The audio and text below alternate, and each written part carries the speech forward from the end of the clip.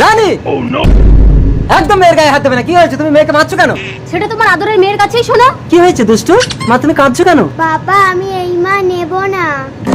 এমন কথা বলতে নেই মা, এই তো তোমার মা। না এই মা ভালো না। এই তবে রে, রানী তুমি একদম মেয়ের গায়ে হাত দেবে না। তাহলে আমি ঘর থেকে বেরিয়ে যাই, তুমি অন্য বউকে নিয়ে এসে মেয়ের বাড়ি নেবে এটাও। হ্যাঁ হ্যাঁ, প্রয়োজন হলে তাই করবো। মেয়ের জন্য তুমি আমার গায়ে হাত তুললে? বেশ তো। দাঁড়াও দাঁড়াও মা দুষ্টু, আমার মেয়েকে আমি নিয়ে চলে যাচ্ছি, তোমরা সংসারে শান্তি রাখো।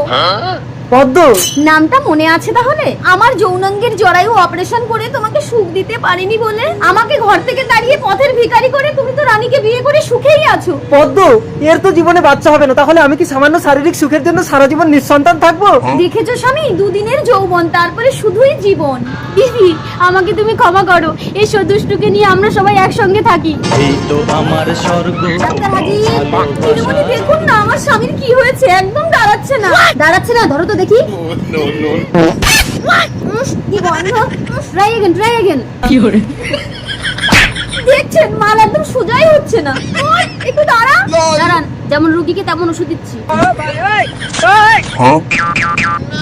ও দিদিমণি, এত দেশলাই কাঠি দিয়ে কি হবে? এখন আর কেউ জাপানি তেল ব্যবহার করে না, জাপানি বারুদ ব্যবহার করে, মাল রকেটের মতো ছুটে উঠবে। আব আয়েগা মজা। দিদিমণি আগুন তো সেন্টারের দিকে যাচ্ছে, ভয় পাচ্ছেন কেন? যার জ্বালায় সে ছুটবে। এই দাঁড়িয়েছে, চলো এবার পুজোর কেনাকাটা করতে যাবো। কি হরে? দিদিমণি এ তো কেনাকাটার কথা শুনে আবার বসে গেল। দাঁড়াও, এবার একটা দেশি ওষুধ দিচ্ছি। ও মা গো, মরে গেছি গো, একটু বিলাস করো। ভালোবাসার বলে এখন বলছে আমার টাকা মেরে দিবে। এই মজনু, আমি এখানকার পঞ্চায়েত প্রধান, আমার স্বামী 7টা থানার ওসি, এনকাউন্টার স্পেশালিস্ট। প্রধান ম্যাডাম, আমার কাছে ক্যাশ টাকা নেই বলে আমি রুচিকে ফোনে টাকাটা মেরে দেবো বলেছি। এই রুচি, ও তো তোমার টাকাটা অনলাইনে মেরে দেবে বলছে। কোন লাইনে? আরে ফোন পে আছে তোমার? কে ফোন পেয়েছে আমার? এই তো আমার ফোন আমার হাতে।